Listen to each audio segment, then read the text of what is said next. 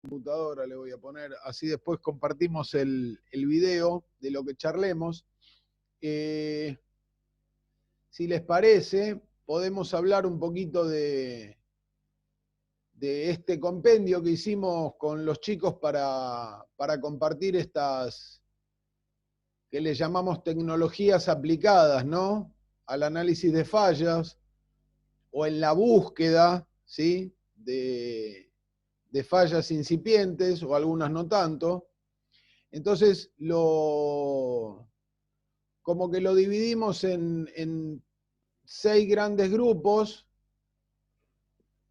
y después hay algunos más que son técnicas que por ahí, si uno piensa, no están tan referidas al concepto este de predictivo, que el predictivo no es como que lanza una ofensiva a meterse dentro del proceso mientras el proceso funciona, pero sí son algunas técnicas de ensayos no destructivos que se usan generalmente en lo que son paradas de planta o cuando se hacen intervenciones programadas para ver el estado de algunos componentes. Entonces, bueno, qué sé yo, a mí se me ocurrió que por ahí cuando lo charlamos, la primera era la del análisis de lubricantes, dado que el tema que viene, que no sé si va a ser la semana que viene o la próxima, yo creo que va a ser la subsiguiente, vamos a hablar de lubricación. Pero esto es como, digamos, como una antesala, es para que ustedes tengan en cuenta y en referencia que hay técnicas, sobre todo en la lubricación, que lo que van a buscar son, a través del análisis de lubricantes, indirectamente fallas, ¿sí?, en el proceso o falla en algunos de los componentes o en algunos sistemas, donde la lubricación, como después vamos a ver, cumple diferentes roles, ¿sí? No me quiero adelantar al tema de lubricación porque es específico y sí me gustaría encararlo con más detalle. Vamos a hablar de varias cosas que tienen que ver con los lubricantes. Bueno, pero acá básicamente lo que decidimos fue como a modo de descripción y solamente de descripción, son algunas técnicas, ¿no? Entonces, bueno, el análisis de los lubricantes, el análisis termográfico, que lamentablemente no vamos a poder hacer la práctica, el análisis de vibraciones, que seguramente la clase que viene lo vamos a, digamos, a tratar con un poco más de detenimiento para ver las particularidades que tiene dentro del proceso, cuántas cosas podemos ver a través de ese análisis. Lo mismo que el de ultrasonido, que si bien es un poco más específico, pero se usa mucho. El aislamiento eléctrico de motores y de componentes eléctricos y electrónicos, sobre todo eléctricos de potencia, y lo que es uno de los ensayos no destructivos más habituales, que es el de tintas penetrantes, que también en algún momento hemos hecho alguna práctica en el aula. Así que bueno, yo voy a poner el primero, el del análisis de lubricantes, y me gustaría que si alguno de ustedes leyó algo, tiene algún comentario que hacer, ¿sí?, abra el juego, a modo de que lo charlemos. Esto no es un examen ni pretende que ustedes hayan leído el material y lo sepan de punta a punta, ¿no? O sea, ¿para qué sirve estas técnicas, no? ¿Para qué sirven? ¿Qué van a buscar? ¿Qué se consigue? ¿Y en qué casos? ¿Sí? Por ejemplo, ahora vamos a charlar un poquito del análisis de lubricantes. Y la idea es que por ahí ustedes planteen en qué caso lo utilizarían y por qué. Y lo ponemos a debate y lo charlamos. Sí, acá en lo que dice, según nuestro presidente, en esta filmina, lo que dice es fundamentalmente para qué se usa, ¿no? ¿Qué es lo que busca el análisis de lubricantes? Entonces, bueno, el primero, obviamente, el deterioro del lubricante en términos fisicoquímicos. La otra es, ¿por qué se deteriora? Y se puede deteriorar por cualquiera de las otras dos consignas que están debajo, o por la entrada de contaminantes o por la presencia de partículas de desgaste. Partículas de desgaste de cualquier tipo de material. Pero el deterioro del lubricante viene por alguna de esas dos condiciones y por cuestiones intrínsecas del régimen al cual está sometido.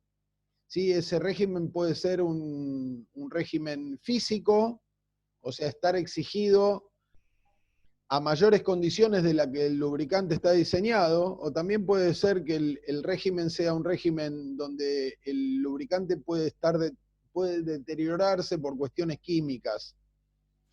Cuestiones químicas que podrían ser una, y sobre todo la más importante, es la temperatura del régimen, ¿sí? No voy a explicar tanto ahora porque cuando veamos lubricación lo vamos a explicar en detalle, pero digamos, como para que ustedes a modo de información general sepan que el análisis, que independientemente de las técnicas de cómo se hace y demás, que eso yo creo que les puse un link para que ustedes, si les interesa, lo miren, es que con eso lo que se puede conseguir es evaluar las condiciones del lubricante entre un estándar X, de un lubricante de esas características, nuevo o esperable, a las condiciones de deterioro, de ingreso de contaminantes o de desgaste en una condición de proceso normal.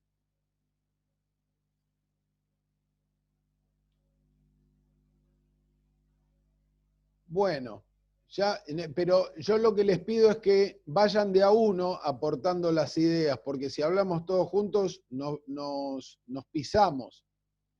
Ana? Porque esa es la única que veo ahí de costadito, por eso te nombré. Bueno, saco la cámara entonces. No me traiciones, no me traiciones. Bueno, vamos a hacerlo más interactivo en términos de que no sea aburrido esto y que sea una charla en función de algo que estamos trabajando a modo de informarnos, ¿no? Entonces, yo les contaba esto del deterioro, que puede ser, ahí dice el índice de tracción química, o sea, el desgaste que tiene el lubricante desde el aspecto químico. La mayoría de los lubricantes, ¿sí?, se deterioran por cuestiones de oxidación. Esa oxidación puede estar dada por la temperatura de régimen, puede estar dada por la entrada de humedad. Generalmente esos son los dos síntomas, digamos, predominantes, por lo cual un lubricante se oxida, y después vamos a ver qué pasa si se oxida, ¿no? ¿Cuáles son las propiedades que pierde al oxidarse? Entonces lo vamos a hacer un poco así aéreo, ¿no? Lo que es la constante dieléctrica tiene que ver con que algunos lubricantes cumplen funciones, ¿sí?, de refrigeración y aislamiento eléctrico, sobre todo en sistemas eléctricos, como un transformador de energía. Entonces la pérdida de esa constante dieléctrica, de esa capacidad que tiene el lubricante, ¿sí?, de ejercer una barrera entre las partes conductoras de un transformador, hace que ese transformador después pase lo que nos pasa habitualmente, que ante sobrecargas de consumo y demás, si el lubricante no tiene la capacidad de aislamiento necesario y de dispersión de la temperatura, hace que los transformadores entren en cortocircuito, vuelan, se incendian, nos quedamos sin luz y demás. La otra es la contaminación. Ahí habla de partículas, digamos, metálicas, no metálicas, también metálicas. Lo que pasa es que la metálica la nombra férrica, la nombra abajo en el desgaste. Las partículas no, digamos, no férricas pueden ser, por ejemplo, ¿se les ocurre algún lubricante sometido a un sistema en el que tiene que jugar la función de interceptor del desgaste, vamos a llamarlo así, hasta que después aprendamos qué es cada cosa, entre piezas o mecanismos que están en movimiento entre sí y no son de hierro o de acero o de alguna aleación específica en base de hierro? ¿Qué Se me podría ocurre, ser? profe, el motor del auto, que es de aluminio. Se te ocurre el motor del auto, que es de aluminio, pero no todas las piezas del auto son de aluminio. Por ahí No, hay claro. algunas que no lo son. Y lo que tenemos que pensar es en las piezas que están en movimiento relativo entre sí, ¿no? Que puede moverse una y no la otra, o pueden moverse las dos. Entonces, podría ser no estoy descartando el aluminio, digo, sí el aluminio, digo, ojo, porque no todas las partes en las que en el motor están en fricción, ¿no? O en un régimen de movimiento relativo y a altas velocidades, a altas revoluciones, algunas pueden no ser aluminio, entonces la pregunta es como redoblarlo, ¿qué otro tipo de materiales ustedes piensan que podrían ser estos que, si desprenden partículas en el trabajo que realizan, contaminarían al lubricante que está brindando más de una característica y no solamente de minimizar, y ya con esto estoy tirando algunos temas futuros, de minimizar lo que se llama el coeficiente de fricción, ¿no? Ese mu que alguna vez han escuchado en física, el mu de rozamiento, ¿no? Que cuando tiende a cero el rozamiento es muchísimo menor. Entonces, si es menor, provoca menos desgaste. Bueno, podría decirles el bronce, yo, qué sé yo, así tirando una. ¿Y engranajes de grilón, profe, por ejemplo? Por ejemplo, o sea, Plásticos. cualquier material que no sea férrico, ¿sí? Y que en su trabajo, estando en contacto relativo con el mismo material o con otro tipo de materiales, pueda desprender partículas. Bueno, esas partículas pueden deteriorar no solo el lubricante, sino que además los sistemas hidráulicos por los que el lubricante está circulando.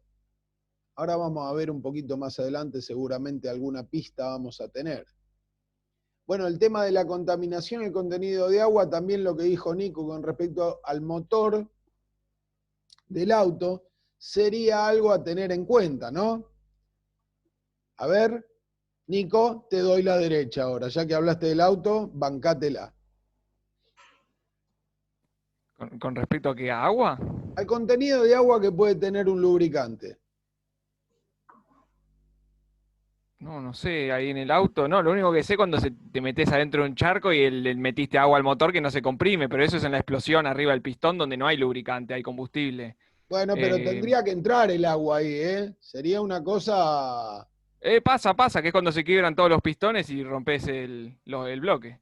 También puede Pero así en ser, el lubricante desconozco casos de agua. pero dentro del motor también tenemos agua, ¿eh?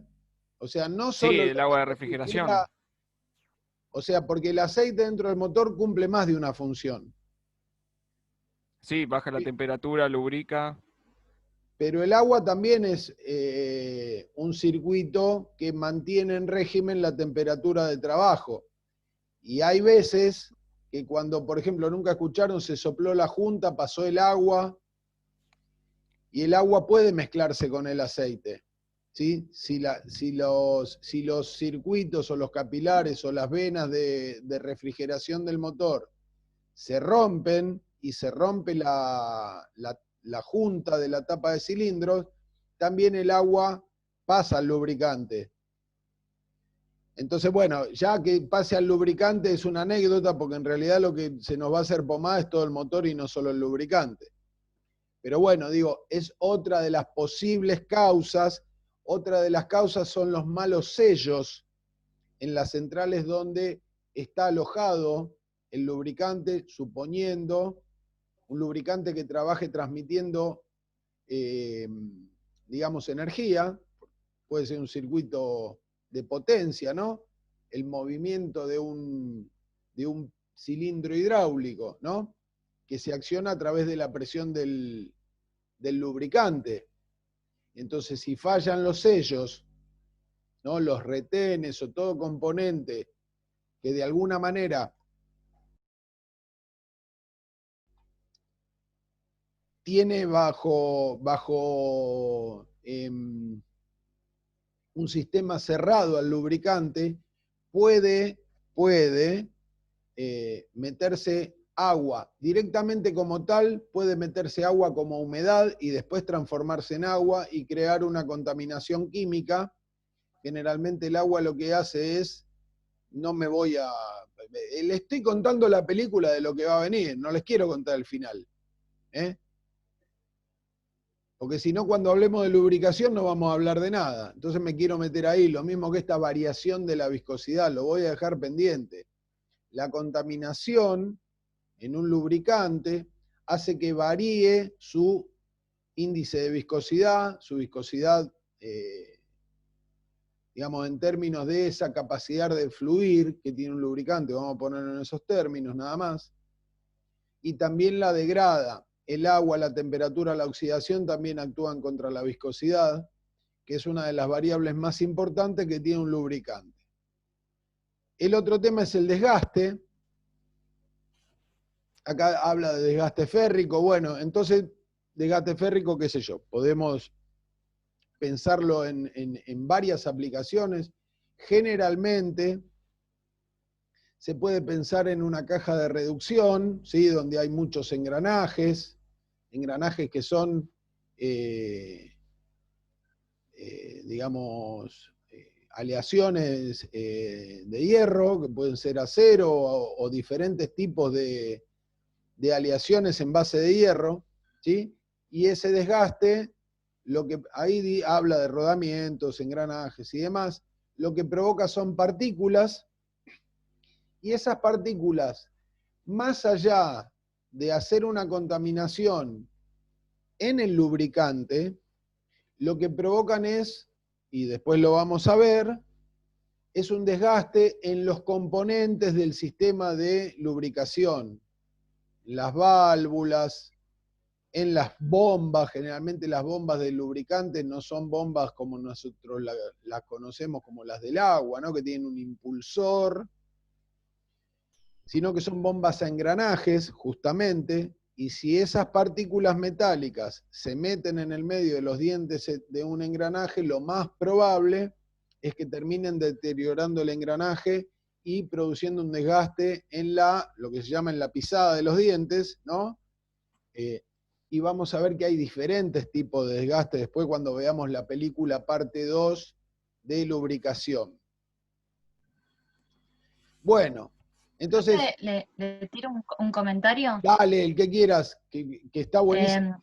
No es precisamente... No es precisamente desgaste de lo que es férrico, pero ahí en la fábrica, en lo que es cartón, nos pasa muchísimo con lo que es el polvillo. Polvillo mismo del papel del cartón, como la gran mayoría de los componentes de la máquina, de engranajes, están expuestos, no están algunos a resguardo, el polvillo lo hace, lo arruina o lo perjudica mucho. Y muchas veces nos ha pasado de que se hace una pasta asquerosa con la grasa que le ponemos y termina siendo para peor, porque se hace no sé cómo decirlo, pero como un bodoque. Se hace un bodoque, exacto. Es un asco. Entonces, bueno, no es tanto férrico, pero lo que es el polvillo, eso, en lo que Y es una desgaste, pregunta, lo arruina. porque nunca pensaron en aislar, seguramente alguien sí, pero me interesaría saber por qué no aíslan los sectores expuestos. ¿No sería como una mejora para evitar recambiar el lubricante más seguido? Sí, en las máquinas, en lo que es las terminadoras donde se hacen impresiones, particularmente no sé muy bien cómo funcionan, cómo lo manejan, porque no es donde, no estoy muy metida ahí. Pero por ejemplo en la corrugadora hay zonas que es medio difícil, es medio imposible. Se ha pensado, sí, de hecho en lo que es la parte del adhesivo, no sé, bueno, los que vieron el video se darán cuenta, pero la parte de adhesivo de la corrugadora, ahí sí se hicieron muchas mejoras sobre eso, pero porque el almidón mismo, el pegamento, se pegaba en los rodillos y era un asco. Ya en la parte más final, ahí no tanto, no. No se ha pensado, pero no termina siendo práctico. Claro. Es medio difícil explicarlo así No es difícil, al aire, pero... No es difícil. A ver, ¿por qué no jugamos a esto? Que me parece importante, por ahí con esto que vos disparaste. Hay una condición de proceso X, en la cual tenemos polvillo derivado del proceso justamente, que se deposita entre los dientes de engranajes que están expuestos. Esos engranajes pueden ser los rodillos de tracción, de la lámina, del tren de corrugación o qué sé yo, y lo que hacen es empastar el lubricante. Al empastar el lubricante le quita esa propiedad elástica que puede tener la grasa y hace un bodoque, como dice ella, y resulta ser algo nocivo para el lubricante porque lo contamina y le quita propiedades. Ahora bien, yo les hago esta pregunta. ¿Qué se les ocurre hacer? Ahí Meli tiró algo. ¿Qué se les ocurriría a ustedes como una mejora? Vamos a pensar entre todos cómo podemos ayudar a Ana para que mañana vaya a la planta y diga: tengo la solución a tu problema, oh Sucamor. Sucamor de mi amor, o como lo quieran llamar. Hacienda. Sí, ¿puedo decir algo? Emi, te escuchamos. No sé, yo lo primero que trataría de hacer es ver de dónde viene el polvo. Bueno, el polvo sabemos que viene del proceso, ¿sí? O de corte, o de tracción, algo genera en la materia prima, Sí, el semielaborado. ¿Sí, Ani? No, perdón, no, el polvo justamente es ese polvo que se desprende cuando uno corta un cartón, por ejemplo. Uno si hace un solo corte en tu casa no te das cuenta, pero de los miles y miles de metros es mucha cantidad. Entonces, el polvo, generar polvo es inevitable, Y porque a es medida, casi natural del proceso, por así decirlo. y a medida que las Darlo. cuchillas toman desgaste, la cantidad de partículas y su tamaño también crece, ¿sí? Porque el corte es menos efectivo. Exactamente. Recuerden lo que hablamos en algún momento del mantenimiento, que aquellas partes del proceso que están en contacto directo con el producto son las que mayor desgaste sufren, naturalmente. Y al sufrir desgaste, son las que más tienen que estar en el foco del análisis porque van directamente en detrimento de la calidad del producto. O sea, un mal corte también puede estar no solamente digamos, generando una cantidad de polución derivada del corte, en este caso del cartón, sino también puede estar perjudicando el dimensional, ¿sí? En vez de cortar recto, puede cortar a sesgo, puede cortar a serrucho, y ese corte que no tiene una hoja perfectamente afilada, está generando mayor cantidad de partículas en el ambiente, como dice ella. No es un corte en el cual yo corto un pedazo de cartón en mi casa y casi que no me doy cuenta que genera ese polvillo, sino que a lo largo del día, en un ciclo de producción, vaya uno a saber qué cantidad de kilos digamos, de desperdicio de cartón provoca. El tema es, ya sabemos de dónde viene, Emi. Ahora, ¿por qué no pensamos qué hacemos con eso que indefectiblemente tiene que producirse en el proceso porque es un derivado mismo de la operación? ¿Qué hacemos con eso? Alguien está escribiendo en el chat. Pablito, Les estoy Meli, diciendo que hable. Sí, ¿lo les pueden- estaba diciendo que lo comente. Creo Dale. que Juan iba a decir algo interesante. ¿Cómo, Emi? No te escuché, discúlpame. No, que Juan ahí dijo algo que me parece que sí puede tener razón. Estaría Juan, bueno ¿lo podés comentar? Claro. O... porque yo no tengo forma de ver el chat y mirarlos a ustedes y demás. Yo Para no sé si todos. Juan tenía un problema con el micrófono la otra vez. Ah, bueno, esperá que entonces... A ver, esperemos a ver si... Profe, yo trabajaba también en una papelera y bueno, justamente lo que dijo Juan, teníamos extractores de aire en la parte de las cortadoras y del desenrollado para justamente evitar este polvillo. El problema que teníamos es que el papel era para papel higiénico y es súper, súper finito. Para que se den una idea, algunos tienen 0,1%, 0,1 milímetro de calibre, entonces era muy importante regular ese aire para que no se rompa O sea, un la hoja, décimo, ¿no? Bueno, genial, Santi. Y sí, ahí vi el mail de Juan, lo que dijo del extractor, con lo cual era por ahí una de las respuestas que yo esperaba, Hola, ¿no? Un profe. extractor. Buenas tardes. ¿Se escucha? Sí, A Juan, ver, te está escuchamos. Sí, ahí se perfecto. escucha. Sí, tenía el micrófono desactivado. Y el problema creo que hay que cortarlo de cuajo donde está la zona de corte, que es donde está causando el daño ambiental en esa parte y a todas las áreas de la empresa. Tal cual. Perfecto. A ver, lo que plantea Juan es, nosotros lo que tenemos que hacer es ir a buscar, en TPM en algún momento vimos algo de esto de, como que la primer parte de TPM era la limpieza, ¿no? Y la limpieza efectiva, y después, como segundo punto de la limpieza, es erradicar la suciedad. O sea, Pero eso no estaba limpiamos... sobre, discúlpeme, eso no Sí, estaba Juan, sobre te la base escucho. del TPM, sobre las 5S, no se estarían cumpliendo. A ver, la cosa es así. Si pensamos en un proceso TPM y en la primer parte del proceso TPM, que es donde se ponen todos los cañones, en limpiar profundamente los equipos, ¿sí? O un equipo, la próxima parte tiene que ser el control de la contaminación, y el control de la contaminación justamente es erradicarla en el punto donde se genera. A ver, mucha parte de la contaminación, ahora hablando de lubricantes, es el uso excesivo de lubricantes, ¿sí? O sea, agregar más lubricante de lo que el sistema necesita ser agregado. Y si alguna vez ustedes vieron lubricar, por ejemplo, alguna máquina, algún sistema cerrado de la máquina, como puede ser una caja de rodamiento, después voy a buscar algún video y se los voy a compartir en el campus para que lo vean.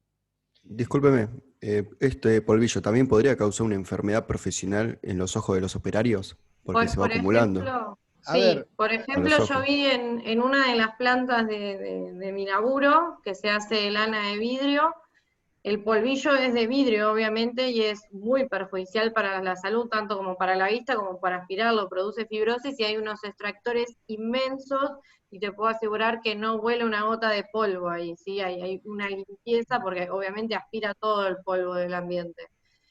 No sé si el del cartón tendrá esa propiedad, pero en el caso de donde hacen lana de vidrio, sí es perjudicial, no solo para el equipo, sino para la salud de todos los que estén en la planta, ¿no? Operadores y no operadores. obviamente que todos los productos que no son ambientales generan contaminación, eso es así. El tema hay que ver qué tipo de impacto tienen en la salud. Lo que dice Juan es verdad. Yo apostaría más en el caso del polvillo de cartón digamos, a generar una posible enfermedad profesional desde el punto de vista respiratorio más que desde el punto de vista ocular, ¿sí? Por la exposición prolongada, digo, ¿no? Lo que cuenta Melina también, bueno, el vidrio es un producto, un material muchísimo más dañino en términos de lo que provocan las mucosas, y ni hablar si uno lo empieza a acumular en los pulmones, ni hablar. Fíjense lo que es, por ejemplo, yo no sé si ustedes conocen el proceso de lo que se llama el fibrado. El fibrado es trabajar la lana de vidrio con, por ejemplo, soluciones poliméricas que generan esos juguetes que uno va y le pone, por decir algo, ¿no? Las sillas y las mesas que parecen acrílicas, esos juguetes para los niños que uno va, le pone una monedita y se mueven y qué sé yo. Todo ese tipo de juguetes son, y todo ese tipo de mobiliario son de fibra de vidrio, ¿no? O sea, resina poliéster como aglutinante y fibra de vidrio, que es el tejido que le da la resistencia, como si fuera el hormigón armado, ¿no?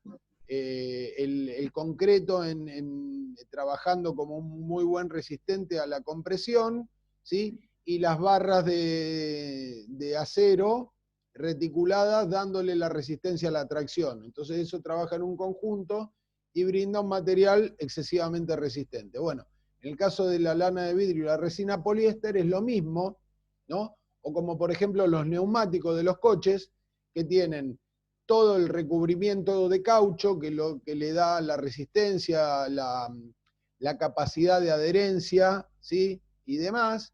Y por dentro los neumáticos tienen todo un entramado de telas que pueden ser metálicas o de nylon, ¿sí? Que lo que le da es esa resistencia para que no se desgarre el material, el caucho. Es una cosa que en diferentes aplicaciones y con diferentes productos, con diferentes materiales, se da de la misma manera, ¿no? Uno es el que genera la prestación de trabajo y el otro interno es el que genera la resistencia, ¿sí? a la tracción. Bueno, ¿qué pasa? A ver, lo que dice Juan y lo que contó creo que Santi, por un lado el tema este de poder tener un equilibrio entre regular la potencia de aspiración, ¿sí? de este extractor con respecto a que no sufra alteraciones el producto. En este caso el papel higiénico, que como decía Santi, tiene 1/10 de espesor y que tiene muy baja resistencia a la tracción. O sea, no solo porque es muy finito, sino porque el material es un material que no es bueno en términos de su resistencia a la tracción. Porque yo puedo poner una lámina de acero de 1/10 y sin embargo ni se va a mover. O sea, todo tiene que ver con el material, ¿no? Entonces, bueno, sí, lo que dijo Juan es importante en términos de la captación tiene que estar lo más localizada posible en el punto de la generación de la contaminación, ¿no? Yo no sé, Meli, si me querés dar un dato de estos extractores que vos hablabas con respecto al proceso de lana de vidrio. ¿Dónde estaban colocados? Me gustaría saber eso, si te acordás. Sí, la línea de producción de fibra de vidrio es una máquina larguísima, creo que tiene casi 200 o 300 metros de longitud, y en la primer parte que salía del horno, sí, y se aireaba para que se formen estos finos hilos, había como una especie de cascada, para decir una forma, se veía como una cascada, como para que se vaya enfriando, ¿no? O sea, para que tenga las diferentes corrientes de aire. Ahí era donde se generaba la mayor turbulencia y estaban los tractores bien cerca de la zona donde pasaba. Después, en todas las zonas que se hacían cortes, ¿sí? Más adelante, casi a 25 metros de la primera zona, bien al lado de la máquina de corte estaba, ¿sí? Y después había unos ambientales inmensos para el material menos denso que queda casi flotando en el aire, para las partículas más chicas, había en el aire. De hecho, se veían porque tenían unos bolsones donde se cargaba todo el polvillo, ¿sí? En unos ambientales. Y de hecho era mucho el ruido que había en la planta, no por el proceso del equipo, sino por los extractores. Pero bueno, acá estamos hablando de algo distinto que es muy perjudicial para la salud y por ahí tal vez no tanto para el equipo como para la salud, ¿no? Quiero Obviamente. agregar algo con esto que vos decís porque me ha tocado. Me ha tocado, digamos, participar en el desarrollo de un extractor X en una planta, en el diseño, ¿no? Y resulta que esto que vos decís con respecto a la cantidad de ruido es verdad. Yo tuve que hacer una cabina para insonorizar el conjunto motor-extractor, ¿sí? Porque era insoportable el ruido. Resulta que, bueno, primero porque tenía problemas de montaje. Ahora cuando vayamos a mirar un cachito del tema de análisis de vibraciones, vamos a encontrar algún dato por ahí, que cuando las vibraciones son bajas pero perjudiciales, con el equipo lo podemos detectar. Resulta que yo no necesitaba ningún equipo para detectar vibraciones porque era una cosa fuera de lo común. Bueno, estaba con problemas de montaje, con problemas de anclaje el equipo, y además tenía un problema dentro de ese gran especie de ventilador que tiene centrífugo el equipo para justamente hacer el vacío, ¿no? Si bien no es una bomba de vacío, lo que genera es una corriente de vacío, por lo cual capta la suspensión que estemos queriendo llevarnos. Y bueno, eso generaba un ruido intolerable dentro de la planta, mucho más ruido del que hacían todos los tornos, los centros de mecanizado y la mar en coche. Bueno, ahora bien, hay en el diseño, yo no sé si ustedes en alguna materia vieron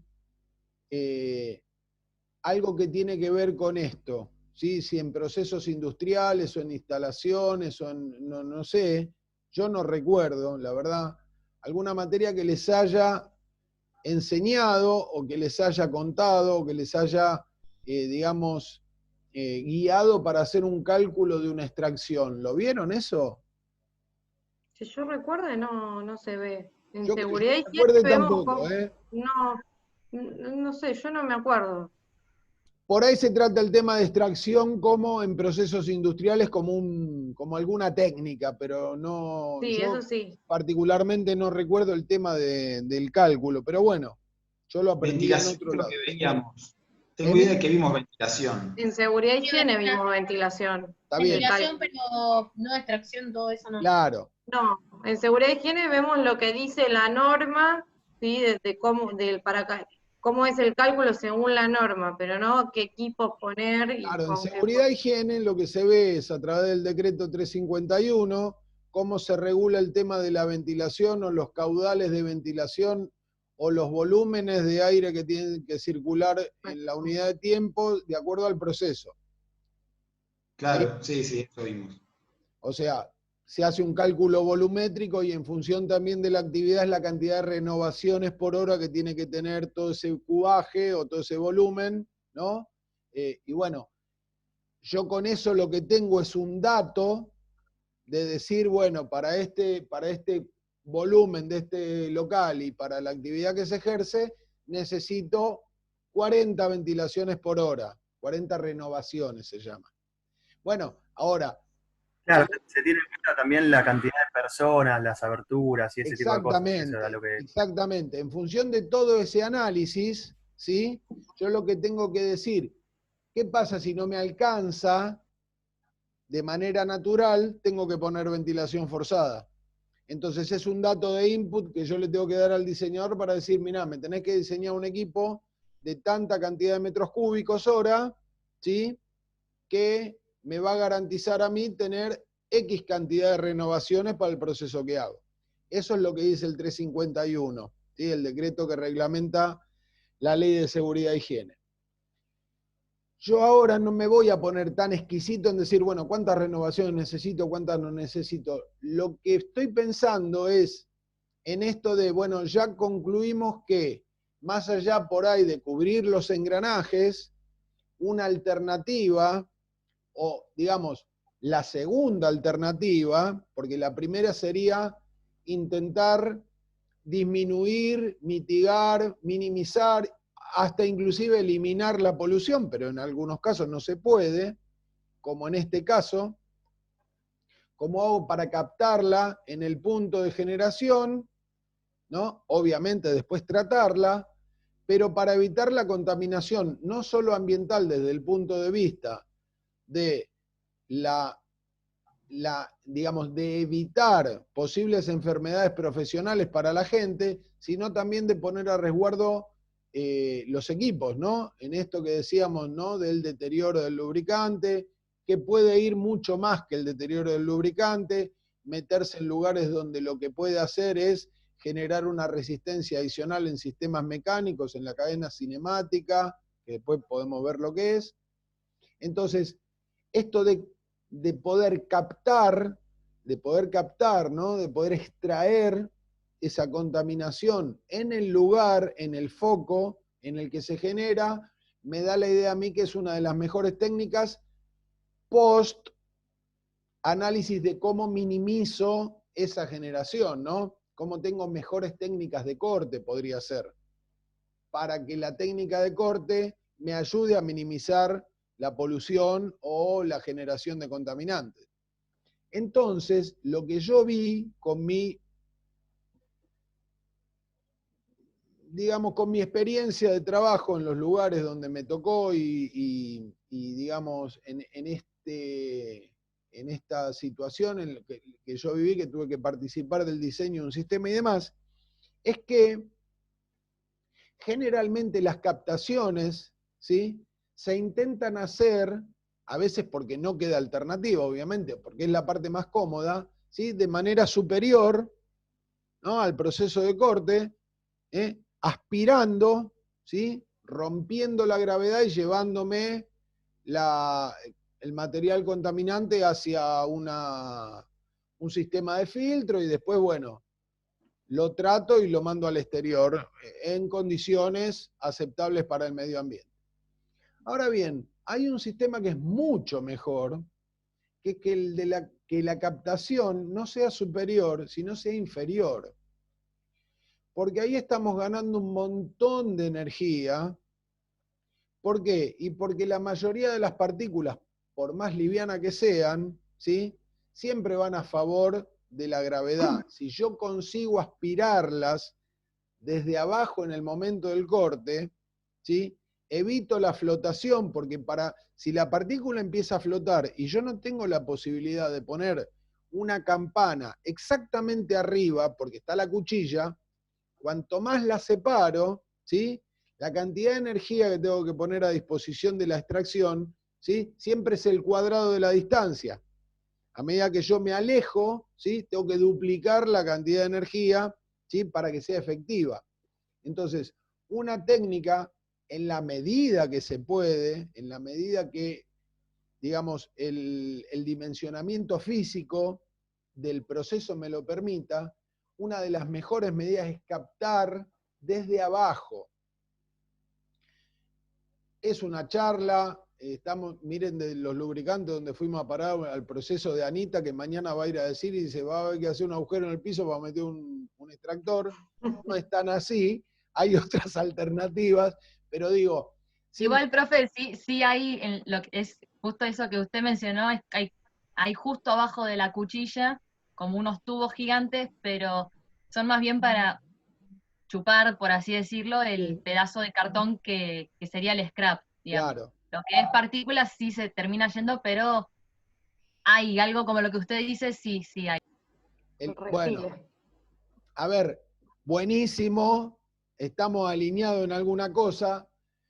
Por ahí lo que habría que ver es compensar esto que vos decís, bueno, sí, lo que se capta es el pedazo de cartón que cae, y como tiene suficiente peso, el pedazo de cartón que cae, por más finito que sea, es fácil tomarlo. Ahora, seguramente la parte del polvillo, como está por encima del proceso, ¿sí?, la energía de vacío que se está generando no alcanza para captar una partícula muy liviana, ¿sí?, que encima está obstruida por la placa. Me estoy imaginando, no conozco el proceso. Pero digo, ahí hay formas de, digamos, como de hacer un equilibrio, y todo lo que no se está poniendo de energía para captar, como dice ella, para chupar, para absorber, ¿sí?, para extraer hacia la parte positiva, ¿no?, porque estamos hablando en función de la gravedad, hacia la parte positiva, lo que uno podría hacer, sin invertir tanta cantidad de energía, sería un sistema de soplado, ¿sí?, que evite que la partícula liviana se levante, un sistema de soplado bien localizado, no es un ventilador que me la tire para cualquier lado, sino un sistema de soplado localizado que evite que la partícula levante y que ese, no sé cómo estará calculado, que esa campana que está por debajo de la cuchilla de corte me pueda absorber también una gran cantidad, por lo menos si no es el 100%, de esa partícula volátil, fina, de poco peso, que queda en suspensión y que después cualquier corriente de aire la mueve para cualquier lado. Yo eso lo vi, para comentarles, en una planta de morteros de mi laburo, que también era una planta que envasaban polvos, básicamente. El mortero son polvos, no sé bien para qué se usan, creo que son los revestimientos de las paredes, la verdad no estoy muy empapada, pero se envasan polvos, mezclas de polvos son básicamente. Y en los esa planta, áridos. Claro, y esa planta se compró, como en la que laburo yo en algún momento, y era un desastre, había polvo volando por todos lados, muchísimos problemas. Entonces, bueno, con un buen capital de inversión, no voy a decir que no, justamente lo que se hicieron fueron las dos cosas que mencionó Néstor. Poner campanas en toda la zona de envasado, ¿sí?, dejando afuera las cintas transportadoras que tienen un montón de partes lubricadas que puede generar estos bodoques que decía Anita y demás, campanas gigantes y sopladores para que caiga el polvo hacia abajo, entonces el producto, primero la bolsa sale perfecta, divina, límpida, a la cinta transportadora y no vuela una gota de polvo en toda la planta. Tenés a todos los operadores seguros y de hecho hay muchas partes a la vista que están protegidas con un enrejado y vos decís acá con la cantidad de polvo que hay sí se puede. Pero las campanas son enormes, ¿no? Una campana yo creo que tenía 30 metros cuadrados, requiere de una inversión a veces muy importante. Pero la lógica es esa, ¿no? La que decía Néstor, aislar, poner un aspirador cercano, un impulsor para que caiga, y siempre para mí lo ideal es aislar, yo soy partidaria de eso. Exactamente. Bueno, a ver, convengamos que en el balance de costos, la energía que hay que poner a disposición para tener bajo control la contaminación es muy alta, ¿sí? Sobre todo cuando los sistemas son grandes. No solamente porque el sistema sea grande, sino porque a veces el diseño, esto me lo enseñaron, no es que yo soy ningún especialista, ni mucho menos en ventilación y en extracción, pero en algún momento me dediqué a investigar un poco el tema, como les dije, y tuve que trabajar en algún par de desarrollos de este tipo, como los de aire acondicionado, lo mismo, para garantizar que en cada punto de un sistema de aire acondicionado central yo tenga la cantidad de presión de aire, ¿sí?, que cada sector necesita. Para eso el cálculo es muy complejo y el cálculo, no sé si ustedes lo saben, pero arranca desde el último punto hasta el motor. O sea, la resultante del cálculo es la potencia del motor y no al revés, ¿no? Uno diseña el sistema de aspiración desde cada boca, desde cada punto de captación, desde cada necesidad de cada punto de captación, porque en cada punto digamos, la morfología del lugar o del sector o del puesto de trabajo o del tipo de contaminante que hay que sacar del medio ambiente, tiene determinadas características. Entonces hay que trabajar primero en un buen diseño de la forma en la que se va a captar, o sea, del tipo, lo que se llama la campana, ¿no? Generalmente lo que se hace es diseñar una campana abierta, como si fuera la campana de la parrilla, ¿no? Una campana abierta, y resulta que eso tiene una pérdida de energía y una pérdida de rendimiento tremendo, si uno lo multiplica en una planta, que por ahí ese sistema de captación tiene 30, 40, 50 o 100 metros, cuando empiezan a hacer el cálculo del motor, que está a lo último, que ustedes tienen que pensar que levanta de cada lado, como les digo, una situación particular de emplazamiento de ese lugar de captación, de una cantidad de energía que necesita ese punto, porque lo que tiene que levantar puede ser desde partículas de cartón hasta partículas de fundición, no lo sé, o plástico, o fibra de vidrio, ¿sí? Entonces, ¿qué pasa?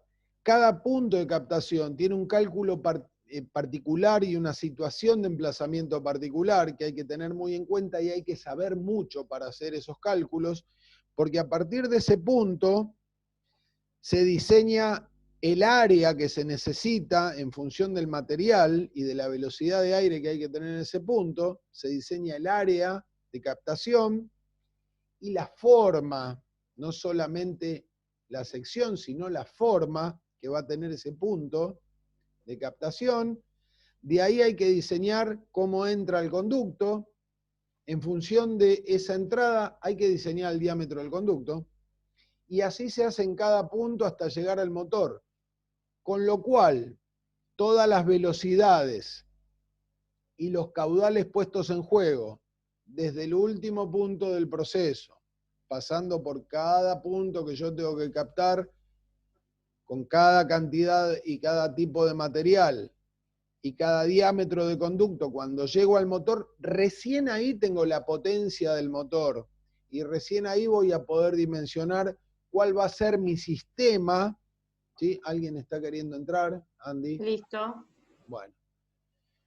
¿Cuál va a ser mi sistema? ¿Cuál va a ser el sistema de filtración o los pasos de filtración si es que son más de uno, de acuerdo al tipo de contaminante, de acuerdo a la eficiencia de los filtros que yo vaya a utilizar y del volumen que estoy captando.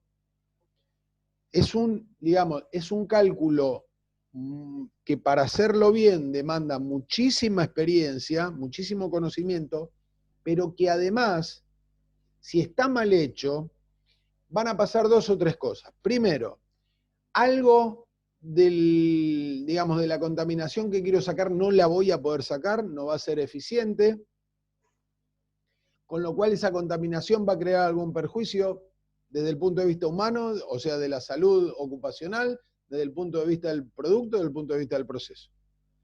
Y además voy a estar pagando una cantidad de energía que no estoy aprovechando. Y la energía, como ustedes saben, en este país es carísima. Después cuando veamos dentro de un mes, por ahí o por ahí, cuando hablemos del tema de compresores y hablemos de de cuál es el costo de generar a partir de 1 metro cúbico de aire ambiente, 1 metro cúbico de aire comprimido, nosotros, ¿sí? como industriales, que siempre como que estamos con esta cuestión de cómo maximizar el uso de los recursos, cómo minimizar las pérdidas, cómo ser más eficientes, entrar en una planta donde hay pérdidas de aire comprimido de manera recurrente, que uno generalmente no las escucha porque el proceso está en producción, pero si ustedes en algún momento, no digo el caso de Anita porque es un proceso continuo, pero en una planta donde en algún momento el proceso se pare, en el día, qué sé yo, trabajan de las 6 de la mañana a las 10 de la noche, y a las 10 de la noche se paran los motores, ahí van a ver el fantasmita que les habla del aire comprimido que se está yendo por Dios sabe dónde, y empiezan los ruiditos de... Y eso que fluye por los malos sellos, por las válvulas que están deterioradas, o por las válvulas que no cierran bien, por los sistemas de purga se llama, no me quiero meter en el detalle del comprimido, que después lo vamos a hablar, que, soplan más de lo que corresponde. Resulta que si uno pudiera dimensionarlo, o sea, llevar esa cantidad de metros cúbicos que perdemos en el día y no nos damos cuenta, llevarlo a pesos, primero pasarlo por dólares, porque todos los cálculos de metros cúbicos perdidos están relacionados a dólar, ¿no? Y más o menos si les digo que en un momento escuché algo así como que, bueno, no les voy a decir nada, ya vamos a hablar de compresores y no me adelanto. Se está poniendo interesante esto, la verdad, no sé ni qué hora es, chicos, las 7:30, todavía tenemos un rato. Bueno, volvamos un cachito al bodoque, ¿sí? De cartón y grasa que se nos formó en algunos engranajes, y vamos a ver por qué es beneficioso realizar la técnica esta de la verificación del análisis de los lubricantes.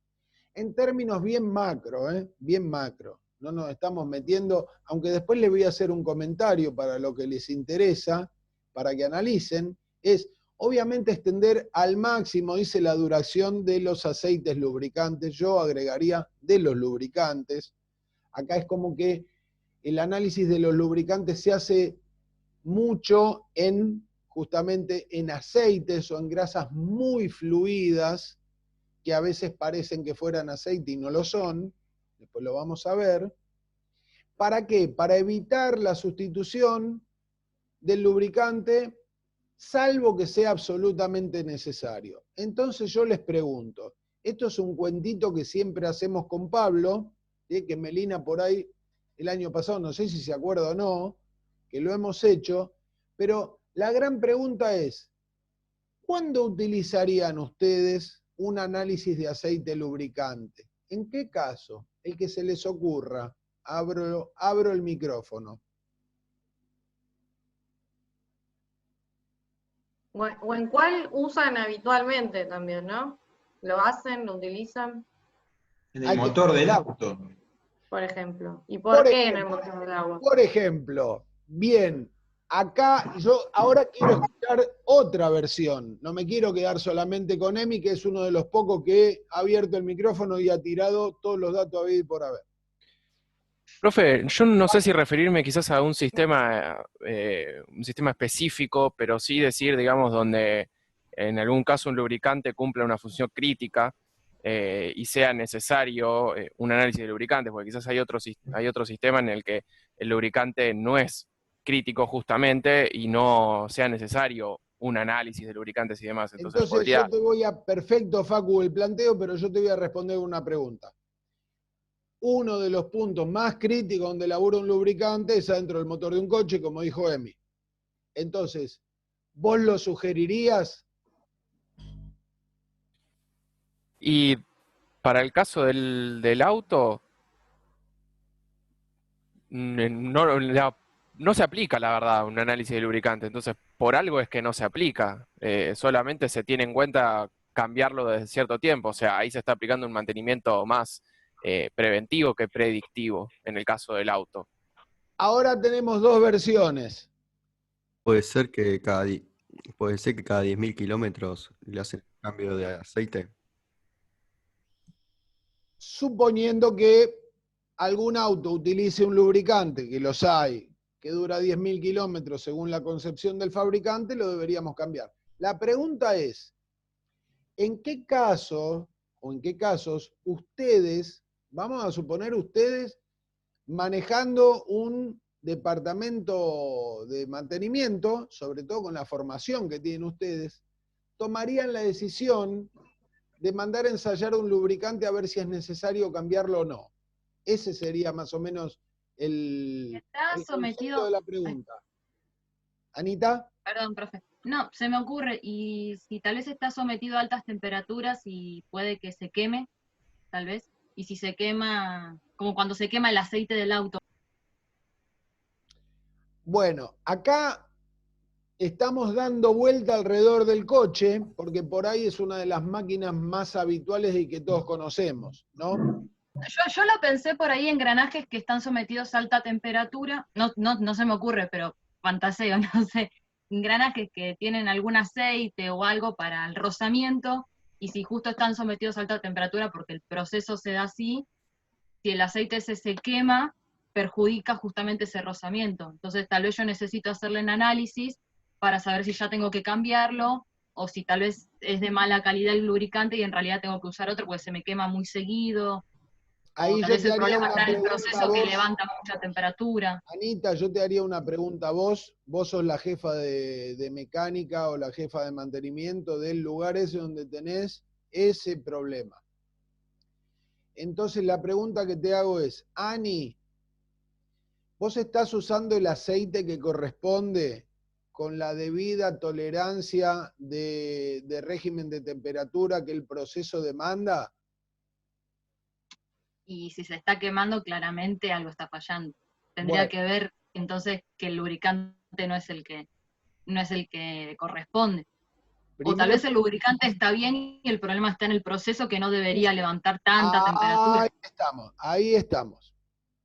O sea, lo primero que tenemos recuerden cuando hablamos allá por abril, recién nacidos, todos, que hablábamos de esta necesidad de tener en cuenta las recomendaciones del fabricante en términos de qué tipos de mantenimientos, ¿no? O qué intervalos, ¿no? Qué frecuencias de mantenimiento teníamos que hacerle a nuestros equipos.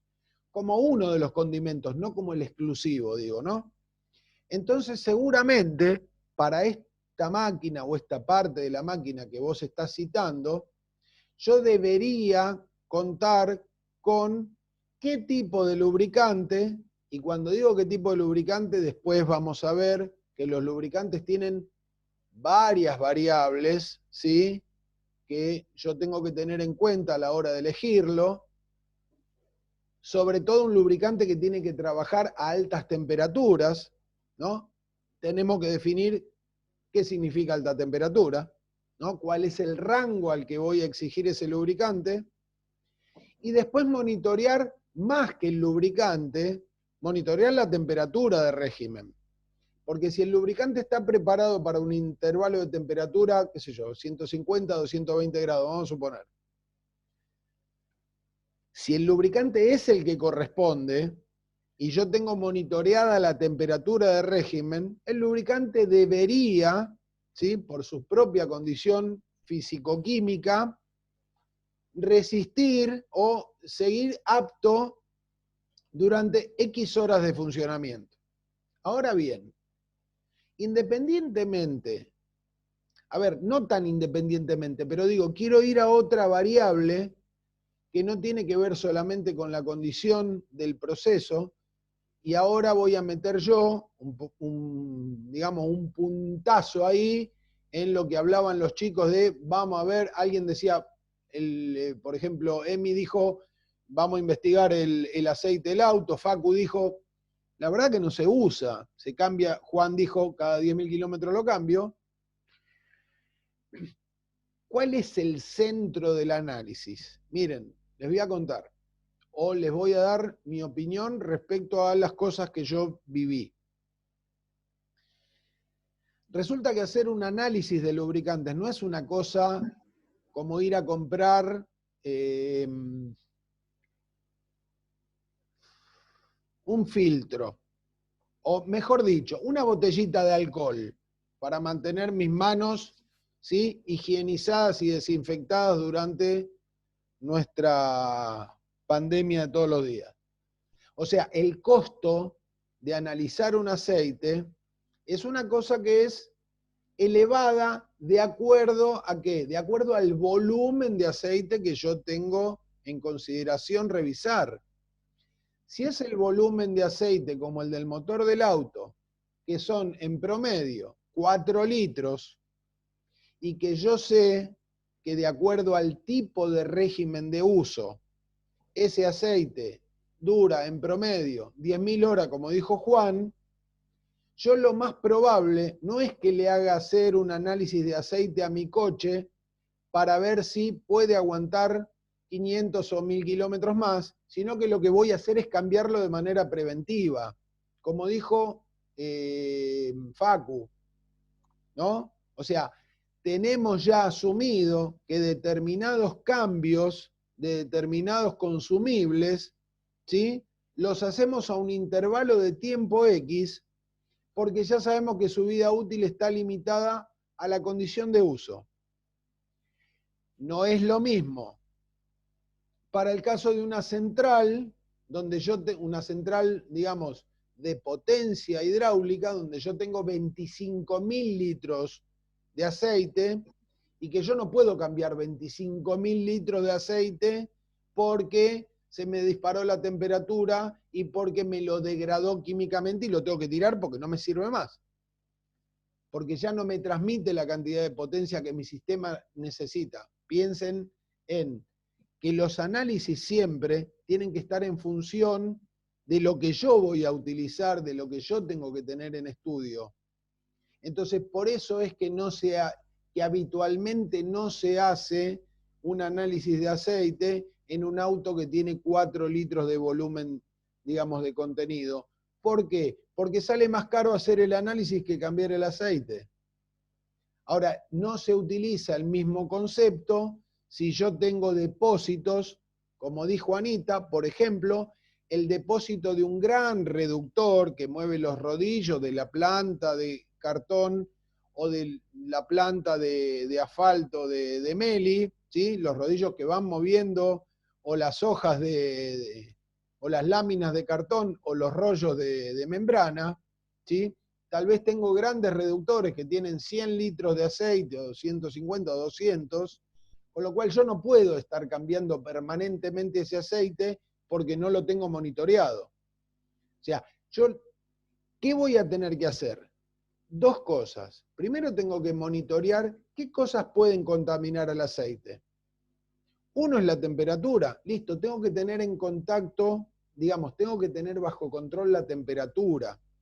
Hay otras cosas que, como son intrínsecas del proceso dentro de ese reductor, que es una caja negra, cerrada, sellada, que yo no veo lo que pasa adentro, entonces sí voy a tener que tener, por otro lado, un control del lubricante para ver si sus parámetros de contaminación, si a través del lubricante puedo descubrir otro tipo de falla, como por ejemplo esto de los desgastes. ¿Por qué? Y porque si tengo desgastes, a algún lugar va a ir el desgaste, y ese lugar va a ser al lubricante, ¿sí?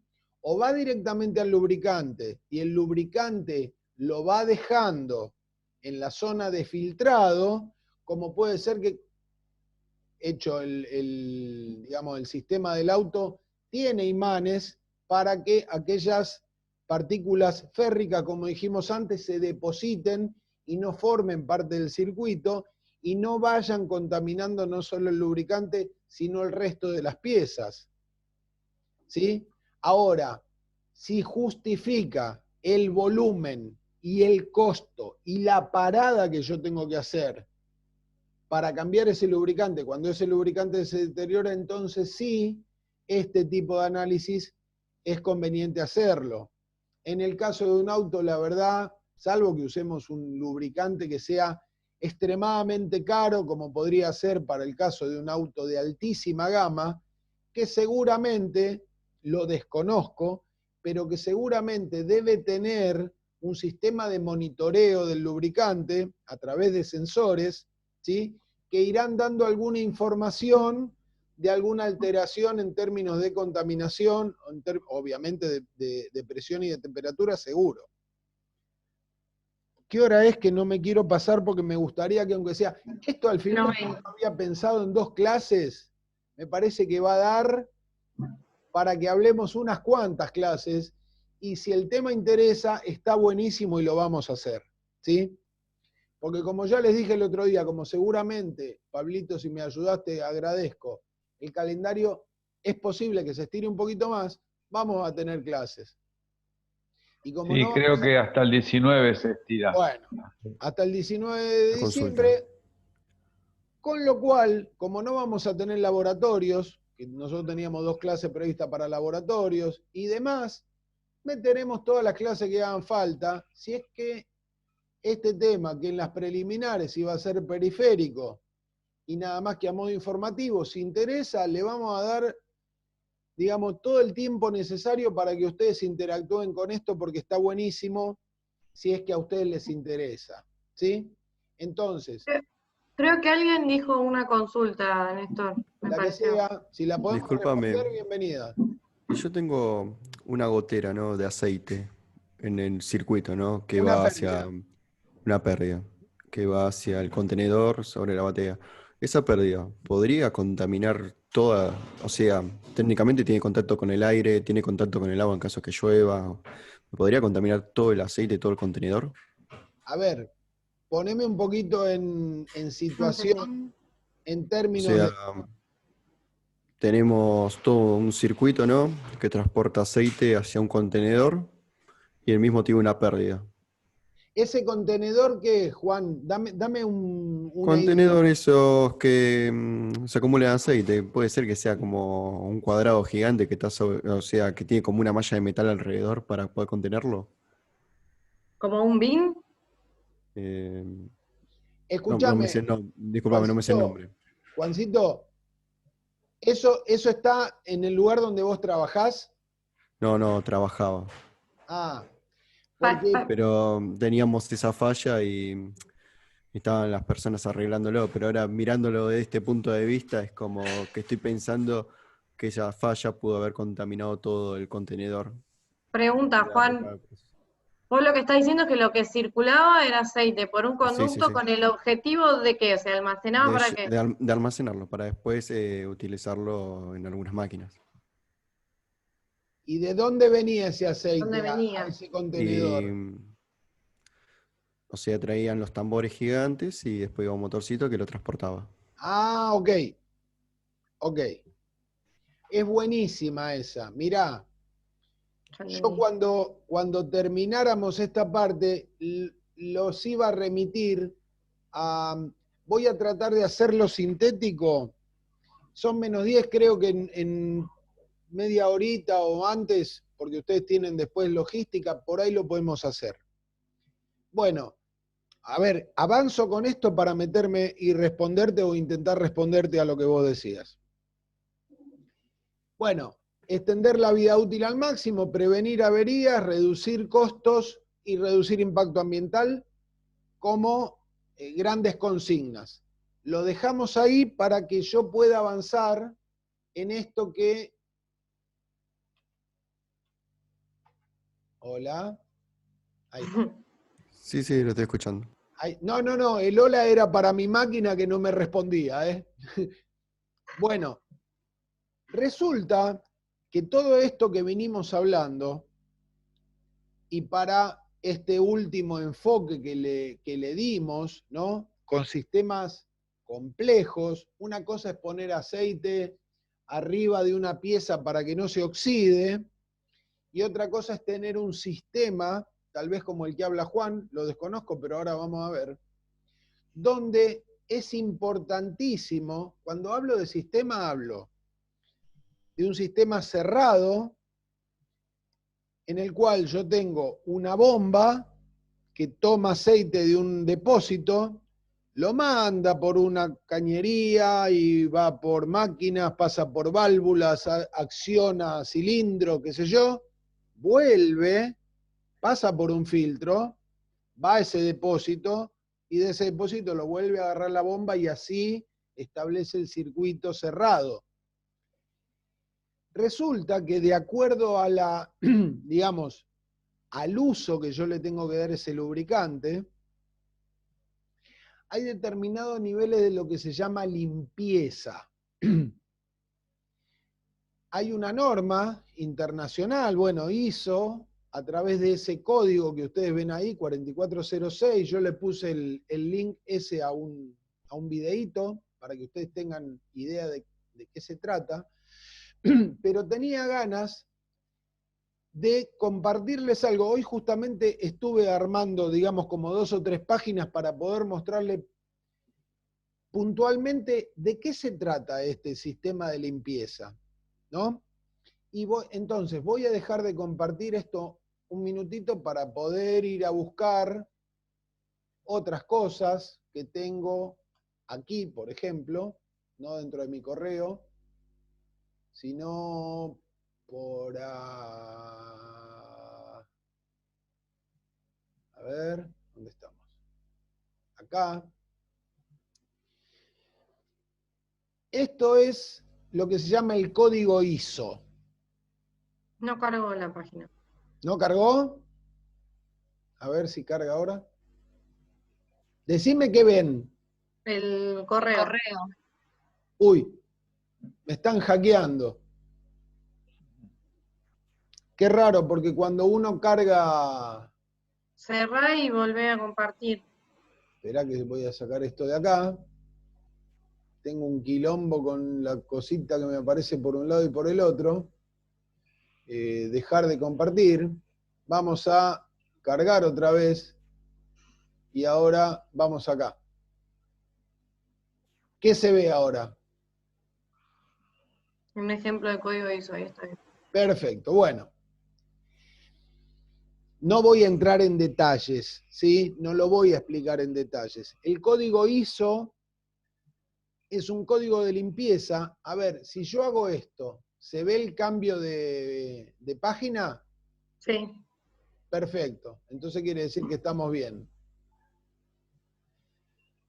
El código ISO es un código que fija cuál es el límite, ¿sí?, de 3 dimensiones de partículas, independientemente de qué material sea, ¿no? En principio, de 3 códigos de partículas que se analizan en un recuento. Ese recuento puede ser un recuento visual a través de un microscopio o puede ser un recuento automático. Entonces tiene 3 números. Como ven el ejemplo acá, que dice 17, 15, 13, ¿lo ven acá arriba? Por donde yo muevo el mouse, el cursorcito, ¿lo ven? Sí, sí, sí. Bien. Entonces, esos números, lo que me dicen a mí es la posición en orden de cada tamaño de partícula. El primer número indica partículas que son iguales o mayores a 4 micrones. El segundo número habla de partículas que son iguales o mayores a 6 micrones y el tercer número de partículas que son iguales o mayores a 14 micrones. ¿Sí? Entonces, ¿qué hace el código? De acuerdo, y acá lo van a ver más en detalle, es nada más que un ejemplo. De acuerdo al tipo de componente, acá habla de una servoválvula, de una válvula proporcional, de bombas y motores a pistón, de cilindros hidráulicos. El código este de limpieza lo que hace es recomendar cuál es la cantidad máxima admisible de contaminación que puede tener ese lubricante. ¿Soy claro con lo que estoy diciendo o es complicado de entender? Para cada, digamos, aplicación o para cada tipo de componente, mi nivel de limpieza del lubricante tiene que ser el que marca el código, como máximo. Sí, bien, profe. Entonces ahí en ese caso, por ejemplo, en los rodamientos de rodillos que dice 16, 14, 2, 16, quiere 14, decir que es una aplicación, digamos, mucho más sensible a las partículas que Fíjense, cualquier vamos otra. a ver qué dice 16, 14, 2. Para el número 16 dice que va a estar 16 partículas iguales o mayores a 4 micrones, muy chiquitas. Digamos, el intervalo de cantidad va a estar entre 320 y 640 partículas iguales o mayores a 4 micrones.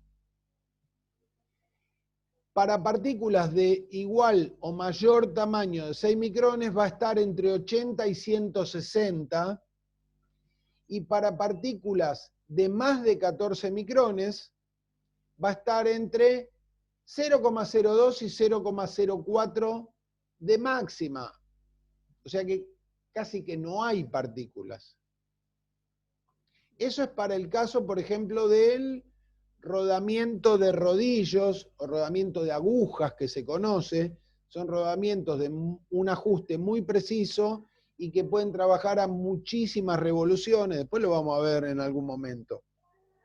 Fíjense, por ejemplo, y quiero poner este ejemplo porque es uno de los más utilizados, el tema del cilindro hidráulico. Piensen en una topadora, ¿no?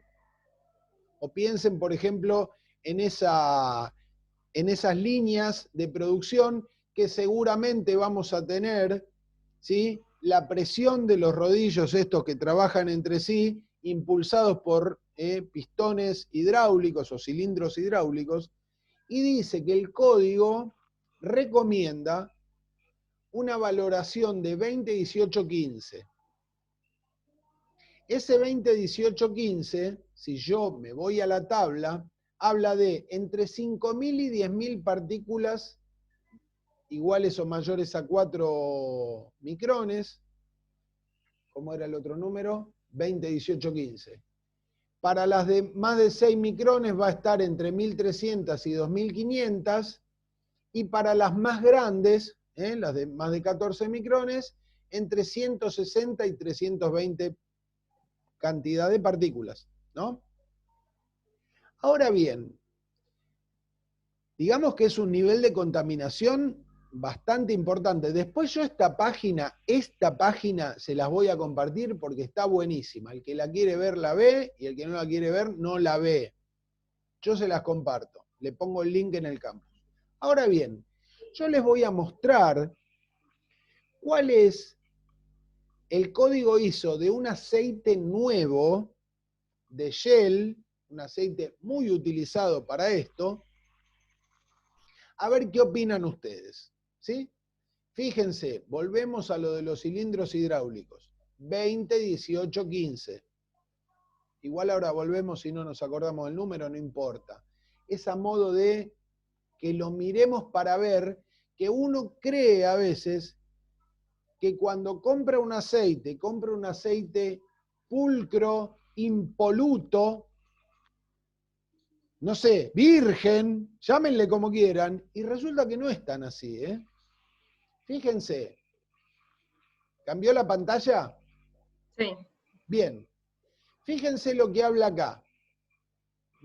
O sea, lo dejé clavado ahí para que... Dice, mantenimiento eficiente del sistema. Entonces habla de las bondades de este aceite X, que se llama Telius S2, que es un aceite asimilable a un trabajo hidráulico porque es de 46 de viscosidad, que después vamos a ver lo que es, y dice,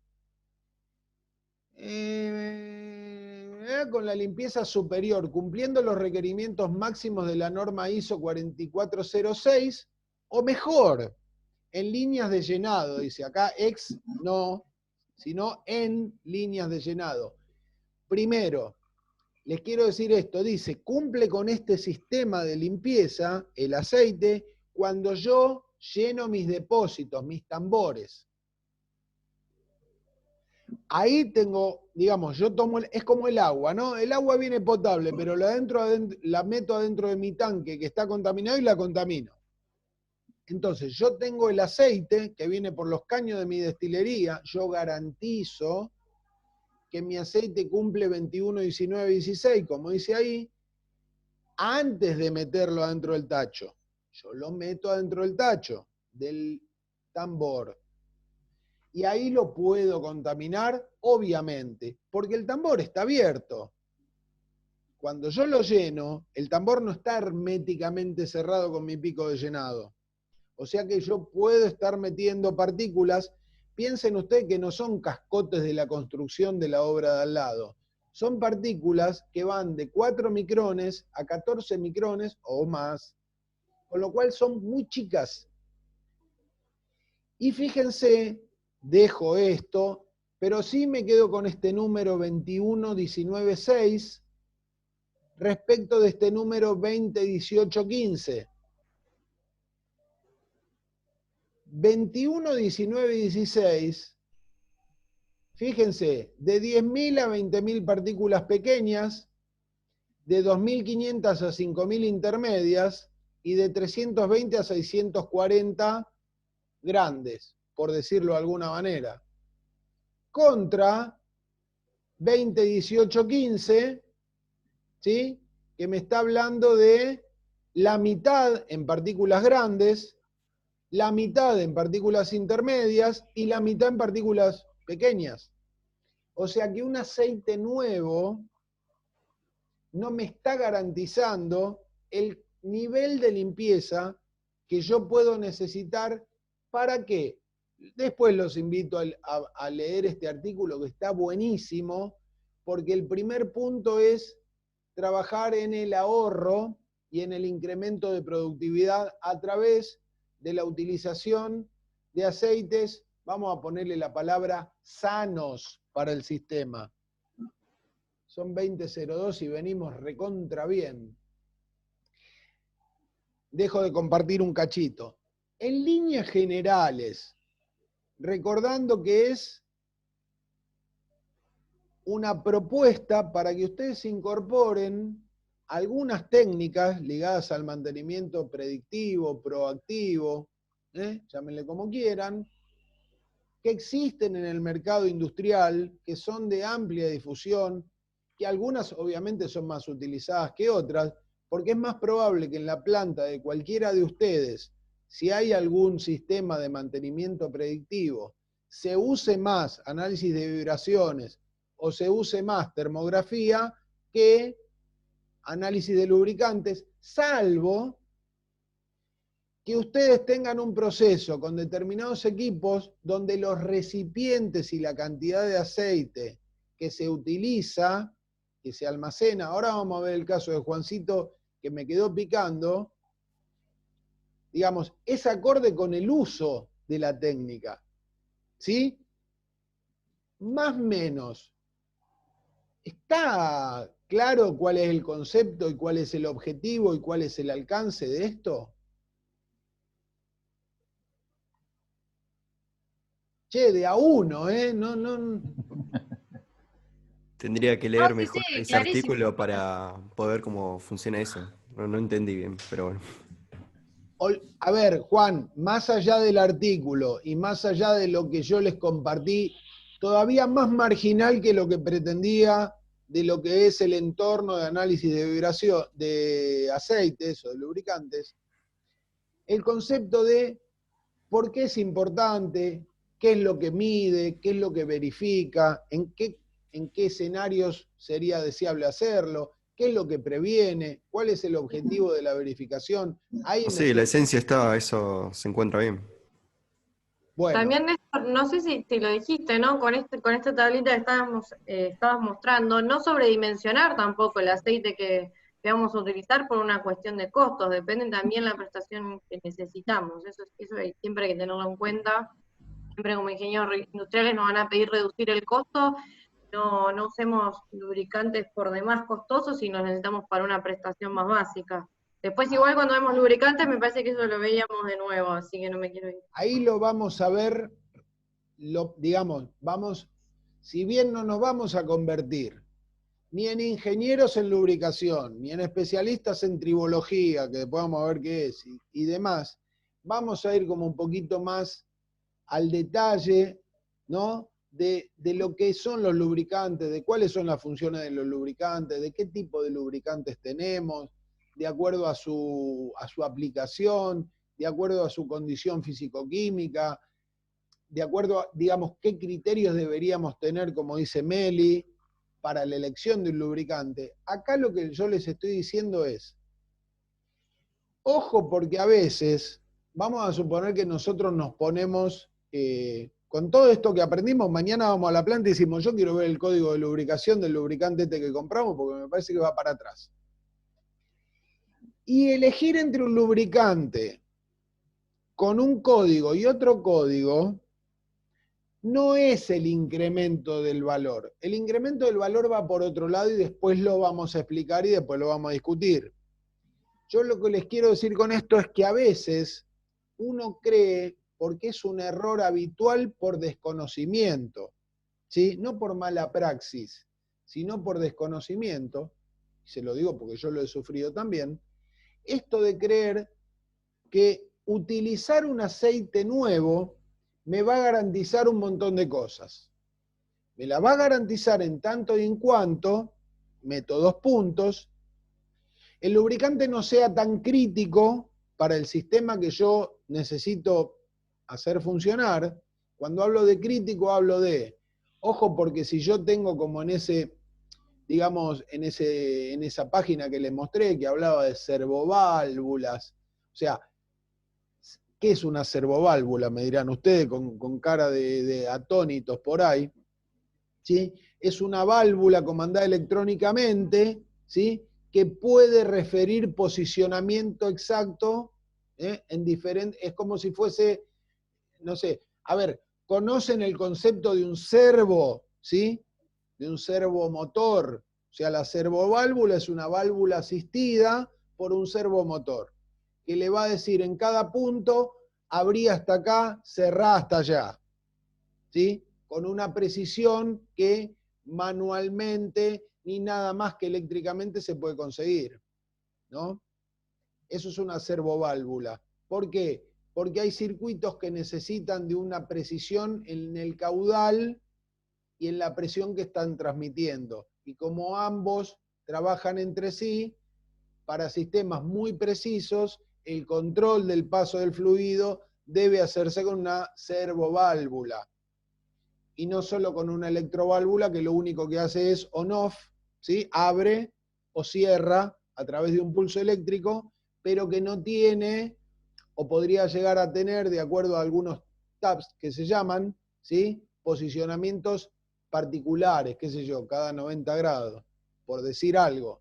¿Sí? Una servoválvula tiene una precisión de trabajo angular, que lo que hace es, a través de un comando electrónico, darle una indicación a un motor para que mueva su mecanismo de apertura o cierre a un punto exacto determinado.